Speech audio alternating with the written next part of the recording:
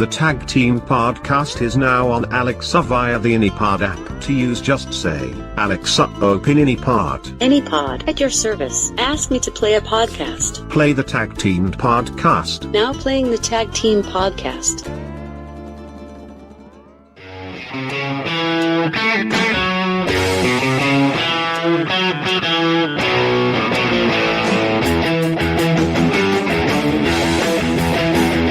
You're listening to the TagTeam Podcast, the podcast that is a WWE Network companion.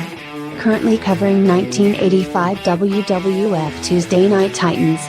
And now here are your TagTeam Podcast hosts, Jeff Jones and John Burke. Greetings, welcome to the TagTeam Podcast. I'm John Burke. I'm Jeff Jones. What's going on? Yep, ask you first. Stereo. What's going on with me? We'd recently talked about episode 18, 19, one of those two, about music rights. And then I read online that video games now have the same fate. Now that they have to go online for updates and stuff like that. Recently, Rockstar announced Grand Theft Auto 4 is removing music because they don't have the rights to it anymore. And they're going to at least put in new music, but still. Remember when video games, the music would stay with it? That's just ridiculous. Well, that's when they would actually make their own music, though. Make their own, but also they're not having to go back and redo Vice City and get rid of all the music that they paid for then. When you paid for something, I can use this for the length of this video game. I can only use this for 3 months, and then after that, I'll have to replace it or pay some more. It's like, really? Is this what it's come to? Imagine if movies had to do that. The soundtrack no longer exists because we don't own the rights to it. So we're gonna have to go back and put in new music for future releases.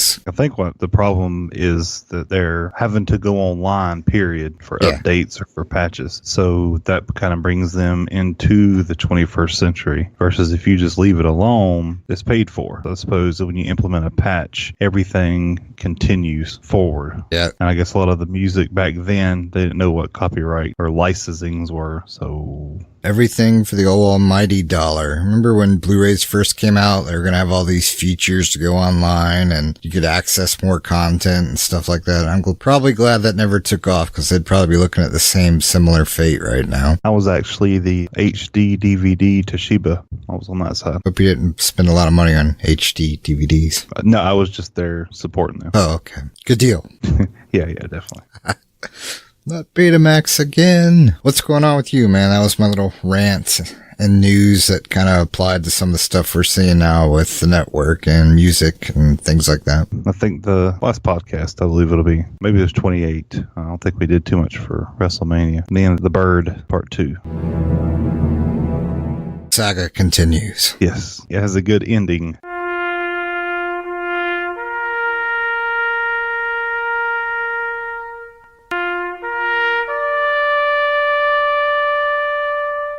Very happy to say. I went out to an undisclosed hardware store. It might rhyme with Rose, but I can't say. And I was going to get some mulch anyway to go around the trees, and I bought some rubber mulch to try to go around the front of the house, do something different this summer. And I was reading online a lot about birds pooping on your car, hanging out. And they said, look for where they go, once you chase them off, and they usually go back to their nest if they have a nest. So I went to Lowe's, and I found all birds' natural enemy, the great horned owl.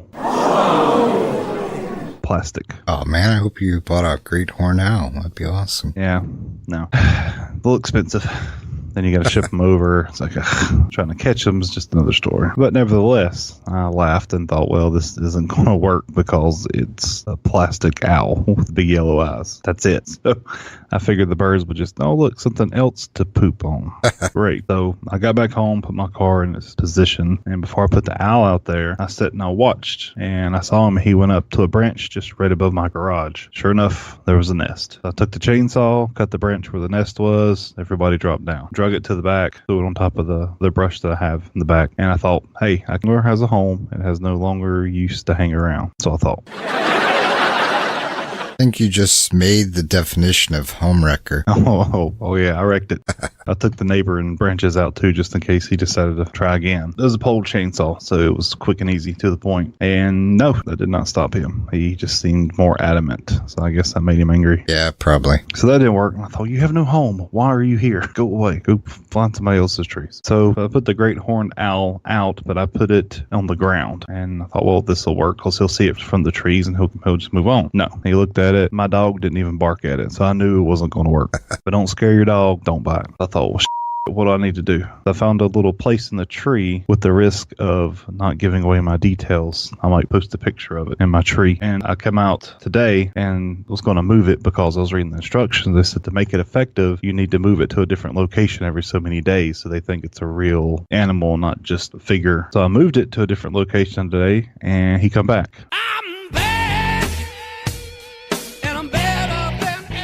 He was on my side mirror. So I got the BB gun out and I raised the blinds and he took off. I was like, all right, fine. So I put him back in the location where he was originally and I haven't seen him since. Take that, instructions. What a waste of time that was. Yeah. So I figured it has a good 3-4 month run. Then I'm going to have to find another location or build a platform up on that tree so I can set him up higher. So you buying like a robot and having it like circle around like a train or something comes bigger and elaborate, more expensive to keep the owl looking real. Yeah, I'd love to have one of those self-guided drones. There you go. And when the bird comes, it just lifts up and takes off after it. Yeah.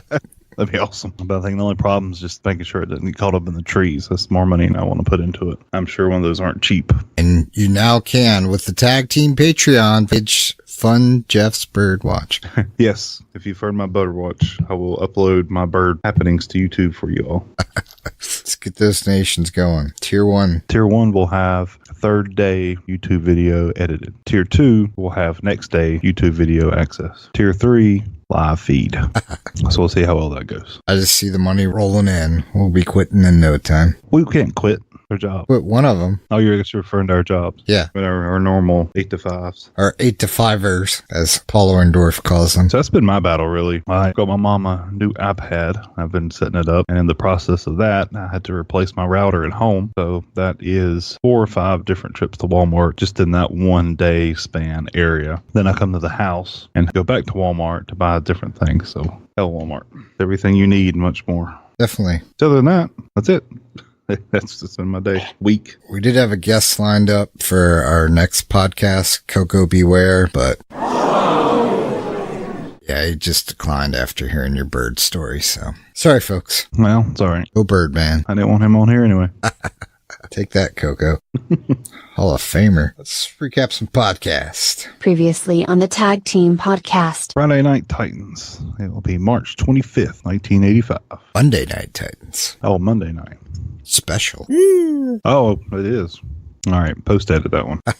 Monday Night Titans, March 25th, 1985. This show aired just 3 days prior to the first WrestleMania and pretty much was a recap of all the events building up to WWF's biggest show to date. To run through these really quick, because we've already seen the WrestleMania and know what's going on. Had the footage from Madison Square Garden where Lou Albano receives the record from Wendy Richter, and then Piper comes in and introduces the record to Lou Albano's head. Next up, we had Piper actually goes out and finds Mr. T on the set of the A-Team and attempts to conduct the interview. Then next up, we had Hulk Hogan versus Piper, and this is the match that was the war to settle the score. Then we had Piper's Pit again. After that, it had Piper's fellow cronies, Paul Orndorff and Ace Bob Orton. Then after that, we went over to Mean Gene, where he interviewed the baseball manager Billy Martin for the New York Yankees. And then we had an interview with Liberace. Then we had our biggest training segment so far, and that was with Mr. T and Hulk Hogan finally doing their final prep talk before WrestleMania. And we had a weird, awkward, hungry eyes segment, or Ghost, for those from the 80s, segment with Mr. T and Hulk Hogan, and something about looking to his eyes for a tiger. I don't know what they were talking about. But that was pretty much 28 Monday Night Titans, March 25th episode. Episode 29, April 5th, 1985. their raid continues, and I didn't see it on YouTube. Nope, they are putting the hammer down with their episodes and ripping off the network. You need to pay your $9.99, folks. Yep, if you go on Facebook, you'll see my tribute to YouTube for the network showing that this has been removed due to WWE content copyright. So yeah, good times. We're going to start using codes or something to upload it. Exactly. Well, that will sell some t-shirts.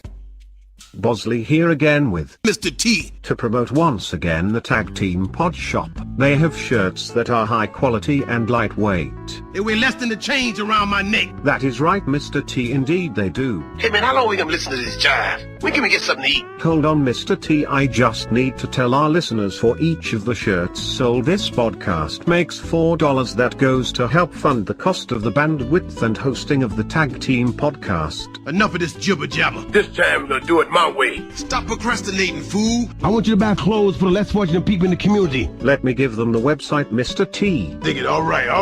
Shop.spreadshirt.com/the Tag Team Pod Shop. Just call me up, I make home visits. Mr. T's pretty handy with computers. Yeah, thank you, Mr. T. I told you, Mr. T, bring the heat. I'll bring the heat. Ha! And I brought it, didn't I? That you did, Mr. T. Say hello to your mother for me. Nobody mess with my mama. I pity the fool talk about my mama. I pity the fool talk about their mama. Recapping Friday Night Titans, April 5th, 1985. We start off with some blunders right out of the gate. Lord Alfred Hayes mispronounced one of the guest names, and then they have some audio issues, and Vince is quick to jump on Lord Alfred on it. That's Lisa Sliwa. What's that, is it not? Yes, Lisa's going to be joining us. So yeah, right off the bat, he has to correct his pronunciation. Well, did you see her? She looks like one of the characters off that video game Pit Fighter. I want to make sure their name's right, too. Yeah, she was legit. We'll get into her a little bit later. They didn't waste much time to bring out their first guest. I think it was less than 40 seconds, and first guests are right there. They bring out the Sheik, Volkov, and Freddie Blassie, the new tag team champions, fresh off their WrestleMania win. I want to point out something. As you can see, Freddie Blassie plainly has his cane. So there was no funny business as they were trying to mention how they won the belts. Yeah, I think he just misplaced it, left it at the ringside or something like that, and then finally Howard Finkel or the ref or whoever holds their gear whenever they're out there finally gave it back to him. Yeah, I didn't see any flaws or anything with it, so. Nope, looked fine to me. No, I didn't appreciate that. Insinuations going on. Yeah, they won fair and square. That's what they do. I mean, you knew they were going to win anyway. That's what Freddie tells us. He said the wrestling world shouldn't be shocked like Vince is insinuating they were because they said they would win and they did. So what's the problem? Finally, he has his life goal. He's managed the tag team champions. Freddie Blassie can go away in that corner and pass away peacefully. Yeah, I'm surprised he didn't rub Vince's face in it more than he did, but he was pretty good about it. Didn't rub Vince's nose in it saying, I told you I'd do it, and I did it, and you said I wouldn't. He didn't go into much of any of that. However, we were treated to a WrestleMania 1 rerun. And if I would have dropped some money on closed circuit TV for WrestleMania 1, because Vince told me this will be the only time you get to see it, you might never see it again. And then they show this next week, I'd be pissed. Yeah. Oh, yeah. Definitely, you got to fight the traffic. Hope that it's in your area, and then you're on your couch with your popcorn or your TV dinner, and boom, there it is. Here's what we just charged for last week, suckers. So next up, Vince asked the question that's on everybody's mind, and I was writing it down in my notes. Was going to bring it up on the podcast, but Vince beat me to it. As long as we've known you, which is at least 10 years in and out of the World Wrestling Federation, with all of the rubles, with all of the money that you have made, we've noted one thing. Every time we see you on this show, every time we see you walking the street in a suit, it is the very same suit. That's right. That's the same suit. That's not the same suit. He's got the I have dozen five of those same suits. suits, same color, because that's the color of my country, red. Yellow shirt and red tie. That's the Russian color. That's right. So you have how many suits that I same have color? five there, same color. 5 suits the same color. I was going to bring it up, so I'm glad that Vince asked, and we got the answer straight from Volkov himself that he has 5 of the same Ronald McDonald suits. Yeah, I think Vince brought that up because right before Vince asked Volkov that question, Freddie states that now that he has the tag team championships and the tag team champions, that he's going to have so much money, he's going to not wear only diamonds on his pinkies, but also wear them in his nose. So I think that was kind of a return fire from Vince. I'd like to see Freddie with some nose rings. I think I'll pass. Maybe a future episode. We'll break it out. Get the Photoshop out. There you go. For our creative listeners, we'll have a put a nose ring on Freddie contest. Winner gets those exclusive bird pictures. Definitely. I don't want to talk about the bird. So next up, he gets the Sheik all riled up, and Vince cracks on him for his pronunciation. This man has grew up all his life with Alexander. He's grub all his life? Excuse me? I'm sorry, he's grub all his life? Yeah, he grew up all his life in the Soviet Union, Moscow, Russia. Talking about Volkov growing up, and he said grub. Oh, Vince, you've never stumbled before, almighty Vince. Here's what happened. Vince called him out because he may have legitimately not understood what he said. The little possum, Alfred Hayes, laughing, lit the fuse. That's what happened. You don't think that Vince would pick on somebody, do you? It's just on from there. But yeah, I think Vince picks on someone every week. His name is Lord Alfred Hayes. What's different? That's his right-hand man. Sheik goes on a mini rant and breaks kayfabe, if you will. Mr. McMahon, I respect you because you grew up all your life, run the WWF. Can't be saying that stuff. He's an announcer. Does not run the WWF. It's checked. I thought he said he grew up around. He said he grew up around. You've run the WWF. Let's listen to it again. Mr. McMahon, I respect you because you grew up all your life, run the WWF. Run the WWF. Good Lord, man. I wasn't poking fun, Sheik. I was just misunderstanding you. Good Lord. Don't need him coming over here with his curved up boots. I mean, take that bird out. I hear you have bird problem. I'm here to take care of the bird. Get the mallets you wrangle over your head and start swinging. Exactly. That's his bird solution. So he goes on to continue saying they're the real champs. They thought they'd be talking about their championship win, not other nonsense. And basically calls out a bunch of wrestlers and says we can take them all on. They're not a match for us. Yeah, I did like his little rant. I was similarly impressed. He don't want to talk about suits. He don't want to hear about clothes. He don't want to hear about peanuts, carpets. He just wants to talk about the belts. And if not, he will be on his way. Exactly. And speaking of clothes, did you see what Freddie had on? Yeah, it's his sparkly outfit. Dresses for the occasion. He was an epileptic's nightmare coming on that stage. All that shiny and glitter. You might put him down for best dressed nominee. Yeah, noted. Maybe. But I think we'll have upcoming episodes when we have a little better pull from. When we come back from break, Vince feels the need to tell us that Lisa Sliwa was involved with the mugger, and unfortunately for the mugger, he is behind bars. Moving on, we go back to the set, and they bring out Ricky Steamboat, Mr. WrestleMania 1 himself. Sort of a random fact there before he brings out Ricky. This just in, mugger got our guest. Oddly enough, she's okay and he's in jail. All right, just letting you know. It's like, okay. Yes. I'll be honest with you. I even just sort of overlooked that because I really know what the hell he was talking about. I'm like, oh, okay.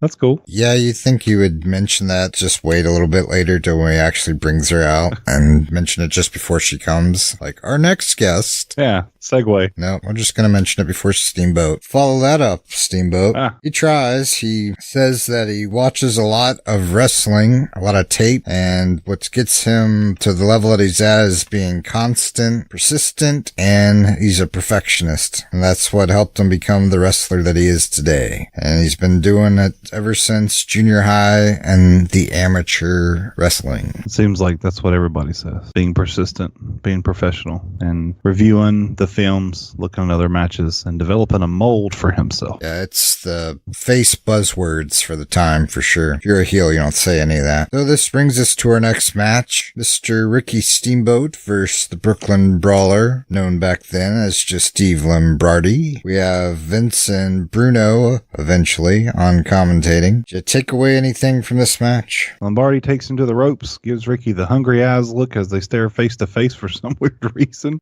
And Ricky pushes him and starts doing a leapfrog session up and over. Finally goes to a flying crossbody for the pinfall victory. I noticed a lot of arm drags. and dropkicks. Yeah, he's had better matches. Yes, WrestleMania 3, this was not. No, definitely not. Back on set, Ricky lies, and he tells a big one. Yeah, exactly. The word has gotten out that the WWF has become the mecca of professional wrestling.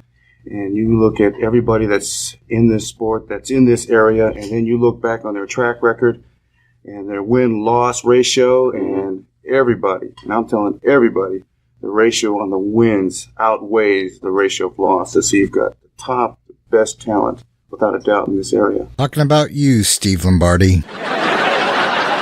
Talking about you, S.D. Jones. Talking about you, Charles Fulton. Billy Travis. Yeah, I'm pretty sure not all the guys have the best track record of wins over losses. Well, yeah, they all had to start something. Some of them never finished, but yes. Well, they had that Colin in the Sky, the great finish. Yes, bring it on home. He goes on to say he only uses karate when wrestlers try to make a name for themselves. Yeah, I was a little confused on that. Yeah, he only has to whip it out when they forget that wrestling's predetermined and, hey, what are you doing? This isn't what we went over in the back. Kayfabe, man, kayfabe. Well, he did do that in his match with Steve Lombardi, started pulling out some Liu Kang Mortal Kombat stuff.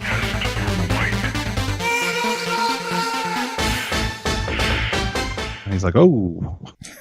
Lucky for the kids in the front row, he didn't have to use it. And then we have our, I think, only second to date of this, the era of videotape, but we're just going to show photos. TNT. Yeah.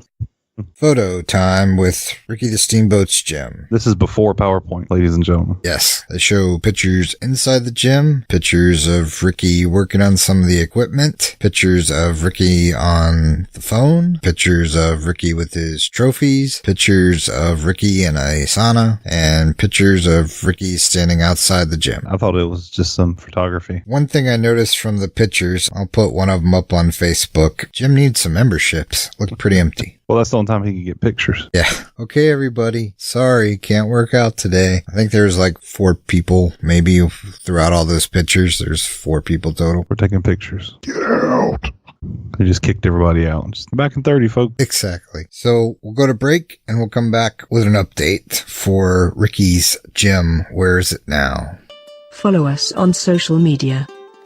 On Facebook, facebook.com/the TagTeam Podcast.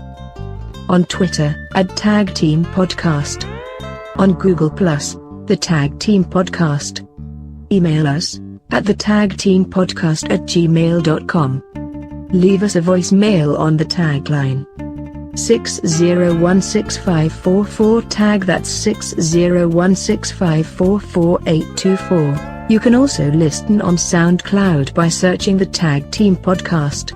So, update on Ricky Steamboat's game, or gym. Basically, I took this from a website, midatlantic.net, I believe it is. If not, I apologize. It's George South, who was a wrestler for Mid-Atlantic back in the day, and this is his rendition of what all Steamboat's gym was about. So he says, this is probably one of my favorite things. He points to the sign that he's got, and I'll share this on Facebook, the picture that we're talking about. Steamboat's dream was to always have his own gym, his own business. He opened his gym originally called Steamboat's Mid-Atlantic in Charlotte. The neat thing was he and his brothers had built all the weight benches, you can tell, and so forth. Jay Youngblood actually helped him hang the sign, and like I said, the sign would be in the picture, and Jay had a juice bar inside the gym. So when Steamboat got ready to move, I knew everything would get torn down and thrown away, so I told Ricky I'd love to have that sign. He laughed and said, if you take it down, you can have it. And George South said he actually had to get Ricky to write him a note to give to the worker in the building that said he could have it so they wouldn't think he was stealing it. So with George South and his kids, he went back up his van, climbed to the top of the van, and about 7 o'clock in the morning, people were blowing their horns at him, and he got it down and brought it home. It was the first thing that went up in the room that he created, and he built up and put other stuff around it. He says this was originally his garage, and when he hung that up, he felt that was just the beginning, but it was special to George South, and he thinks about the angle that they did on TV with JJ and Black Bart and Ron Bass, and they did it right at Steamboat's Gym. And he says that's a really special thing to him. So apparently Steamboat's Gym has moved. I don't know if it's still actually in a new location or not, but that's what happened to the one that was in this episode. Wow, that's a shame, but I guess it's for the best. I'm sure that's on probably be a collector's item to anybody that knows its lineage. Next up, we have HBJ, Hillbilly Jim. Now we start off with a soothing guitar playing. Folks, I need you to close your eyes. Listen to a soft guitar playing. Choose a song. Stairway to Heaven preferably, but choose your song.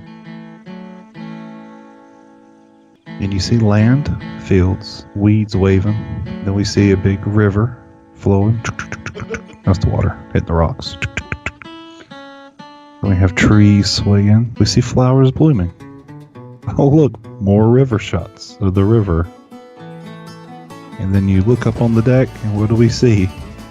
A wild hillbilly Jim appears. Get your Pokeballs ready. I was trying to see if that cabin was anything David Schultz had, but it actually was a different location. There was no swing on Schultz's cabin in that first episode, so I could not bust them on using the same location twice, but I tried. Yeah, I was thinking the same thing too. This looks familiar. You live with David? It don't smell of abuse, so it's got more of a chill vibe. I guess that'd be the word. But yes, that is our hillbilly Jim, and it turns out he has been injured. Say it ain't so. Say it ain't so. Yeah, got me. I didn't know it. I knew he wasn't there no more, but I thought, well, Hogan just dropped him like a sack of potatoes for Mr. D. I was like, oh, okay. And he talks about it, and that's the, oh, look, it's Mail Time with Jim, my favorite segment. Viewer mail. Yes, it's back, finally. And so the first question they have is, how come you ain't on TV? And hillbilly terms at it. And he says, Bobby, Jim's leg's out of commission thanks to the beef cheese, is what he called him. But we know him as Beefcake, and our RIP Johnny Valiant manager did take him out. But Jim will get them back. You don't have to now, Jim. You think Hillbilly has a long memory and he just did it recently in his truck? Maybe? I don't know. He's out there wrestling them tires. I ain't no telling. That's for sure. I only got you, Johnny. Joke's on you. Ugh, they call you Johnny Michelin, which is Valiant. So yeah, that's where he's been, just in case anybody was curious. So we go on to question number 2, and they ask, Jim, since you're hurt like that, how are you going to work out and make sure you stay in ring shape? And how are you going to do the bear hug if you can't stand on your leg? And Jim states that he's fine. He's been out in the back squeezing tires, and Granny made him some pillows that he's been wrestling. Take that for what it's worth. There are some hellacious pillows if he's been wrestling them. And WWF buddies were born. Yes. 5 years later. Bam. $1 billion industry right there. No, I had at least 3 or 4.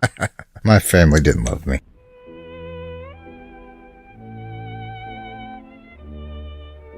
You didn't have any? I had 0. Ugh. I had Hulk Hogan, the Big Boss Man, the Ultimate Warrior. No love here. I think I had Sting. I don't remember if WCW made him. I don't know if WCW ripped him off. We'll call them pillow friend things, pals. Pillow friends, ladies and gentlemen. Yeah. I had a California Raisin. That was it. Fair enough. California Raisin. That wasn't like a wrestling attire or anything, was it? No, it was just a pillow California Raisin. Had some arms that weren't really attached well. They were sewn on. Those came off eventually after I was beating the crap out of that. And the legs were sewn on as well. And yeah, that guy took some abuse.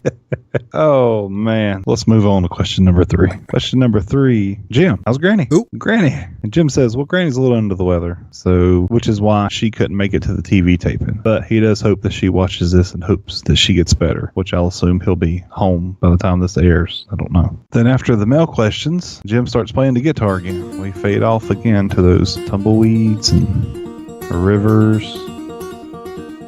And then we have the next segment. We get to see Jim's dogs again. Yes. I'm not sure I wrote down the names from the first time we got to see him. I think he got some new dogs. Man goes through some dogs. I'm pretty sure it wasn't Lancer and Dancer. That's right. You should ask Lord Alfred Hayes because he knows. Yeah, he knew the dogs. But yes, we get to see him pet his dogs. They're all foxhounds. And he didn't stay for long because he was ready for us to leave. And Jim thanks us for taking time to visit. And he'll be back as soon as he can to get beef cheese. Beefcake. Send all your cards and letters in care of the WWF. Don't ask me the address. I don't know. Thank you. Oh, speaking of that, I had another card instance when Randy Orton got hurt.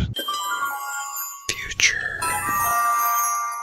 And the WWE 2013, he had an email address, getwellrandy@wwe.com, and I emailed him. Yeah. Finally get a response. The email admin said, "Don't email this anymore. It doesn't exist." So I guess he got better. Dang it.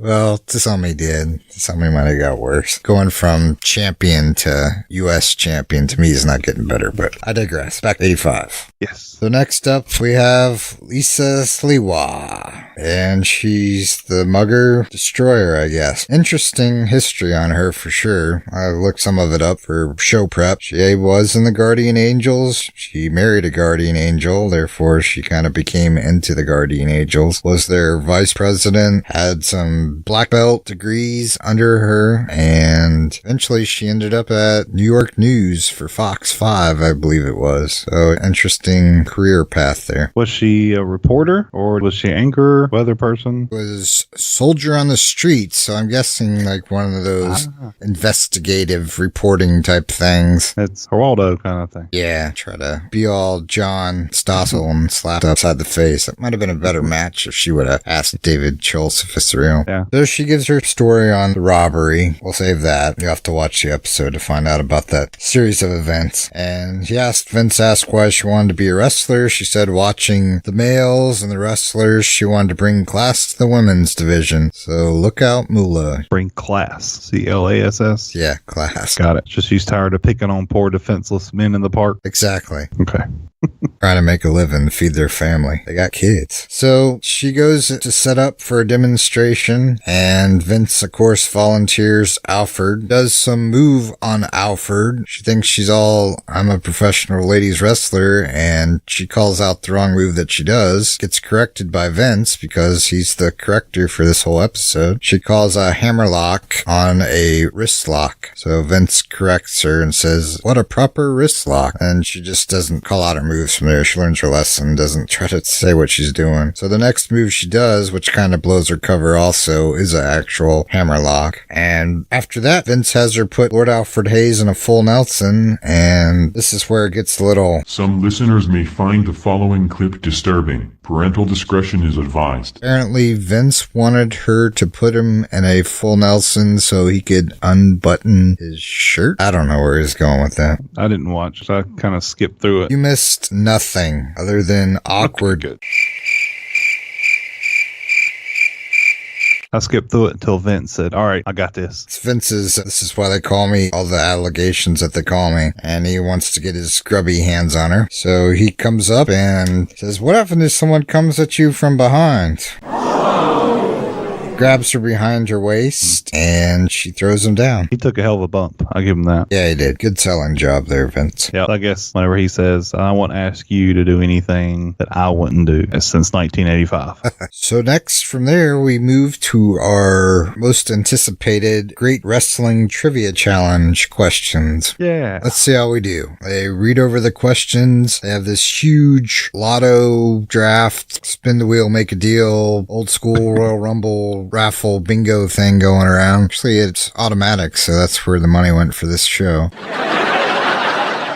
It turns itself, and Alfred's able to get it to stop and reaches in and pulls out the contestant. Winner's going to be DJ Witten from Gillette, Illinois, and they go over the questions. And the first question, what prominent wrestler sampled a hot dog on TNT? And the answer is Polish Power Ivan Putski. And there he is. Look at that.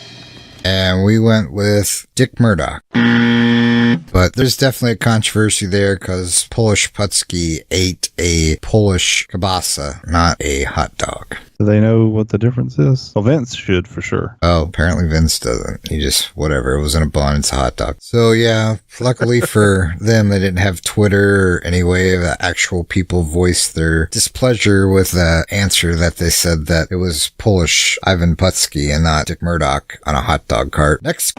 And now we have the second question, and that is... What 50s and 60s wrestler was the subject of a film made by the star of a TV series? And since you read the question, the answer is, and you were supposed to... The answer is Gorgeous George, of course. And the film?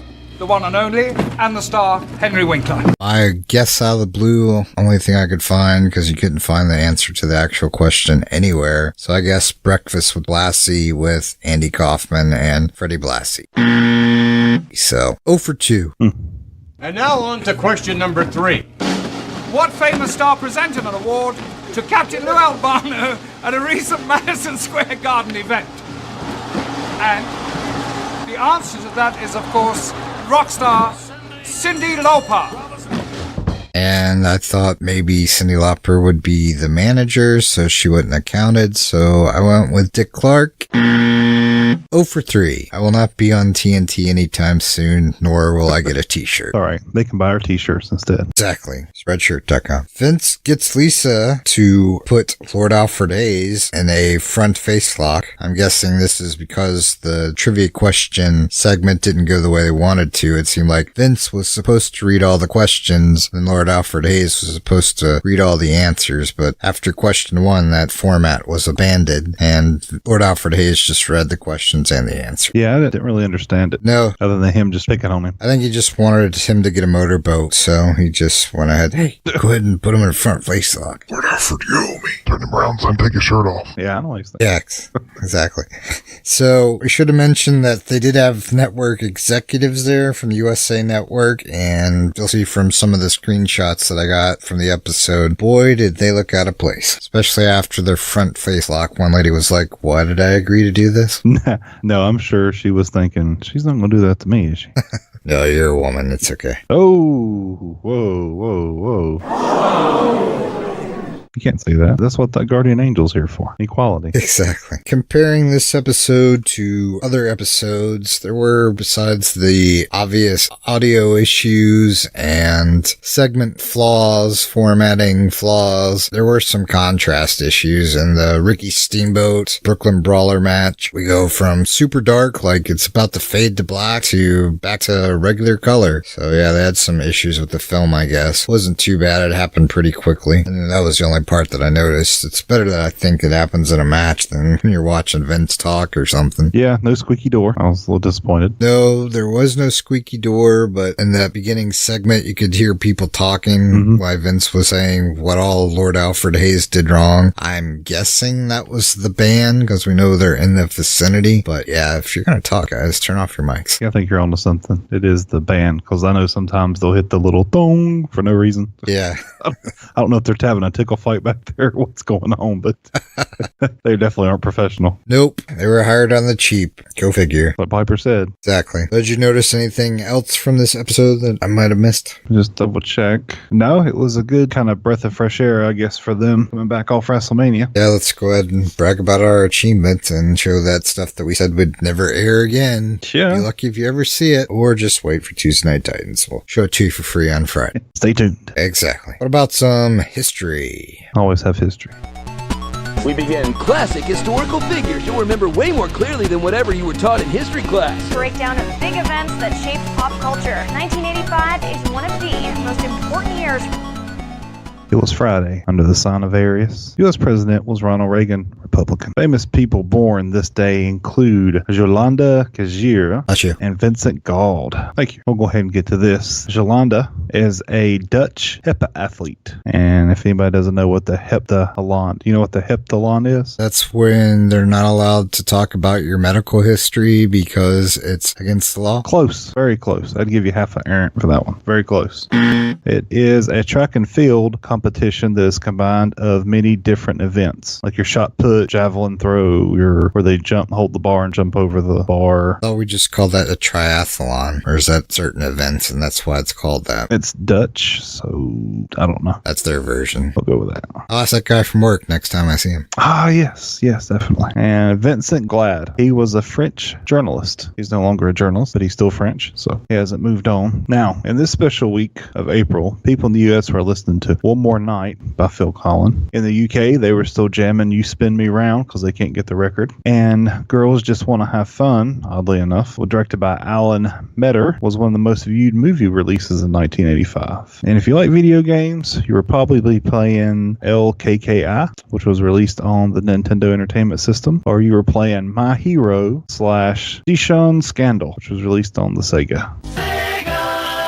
I was looking up the details on it. A little more of an anime game. Never heard of either one. Nope, I didn't like video games. And that was it for history for April 5th, 1985. On the next TNT broadcast, we'll be joined by Bobby Heenan, Big John Studd, Mr. Fuji, and Hide Your Kids, Pat Patterson. Should be a fascinating episode, I am sure. What do you want? You keep touching my leg. And with that, we'd like to thank you for downloading. Tell your friends, tell your family, tell your family's friends, tell your neighbors. Listen and download and subscribe to the Tag Team Podcast.